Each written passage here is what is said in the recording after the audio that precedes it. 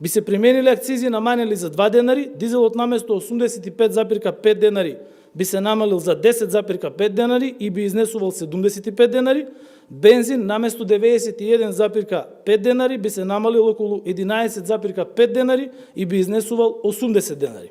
Само неколку часа по оваа изјава на премиерот Ковачевски, ново рекордно поскапување на горивата. Дизелот се продава за 8,5 денари повеќе, а бензините за 3,5. Сега цените се историски највисоки. Бензин 95 чини 93 денари, бензин 98 95 денари, а дизелот 94 денари по литар.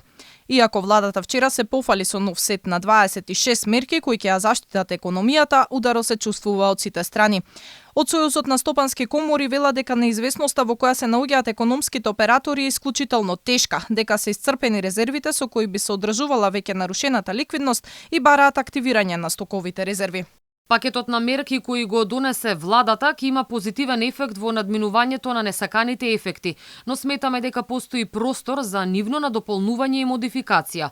Во таа насока го истакнуваме нашето барање за активирање на стоковите резерви кои се од круцијално значење во ваква кризна ситуација. Стоковите резерви треба да се дадат на бизнисите по соодветно ниска цена за да се искористат во производството и излезната цена на производот да биде соодветно пониска, велат од Сојузот на стопански комори. Предлогот за намалување на акцизата и ДДВ-то навистина може да свати као одредено ублажување на таа состојба, но дека тоа е далеку од некое решение, зборови фактот што кога премиерот најавуваше дека тоа ќе изнесува некаде 10,5 денари по литар дизел и дека со тоа ќе се плаќа од 85 на 75 денари, од ноќеска дизелот е 94 денари.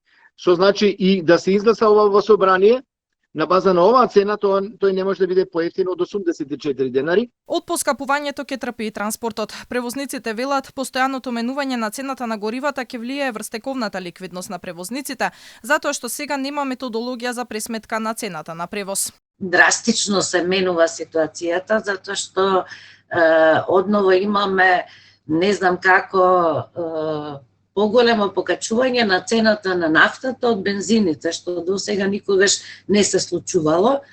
Така да овие 8,5 денари дополнителни укажуваат дека мерките кои што владата ги донесе ќе бидат да кажам така архаички изедени. Владата вчера бомбастично најави 26 мерки делудни и стари. За некои како минималното намалување на акцизите и кратењето на ДДВ-то ќе бидат потребни и законски измени кои се доставени во собранието, но се уште не се изгласани, па неизвестно е кога би стапиле во сила.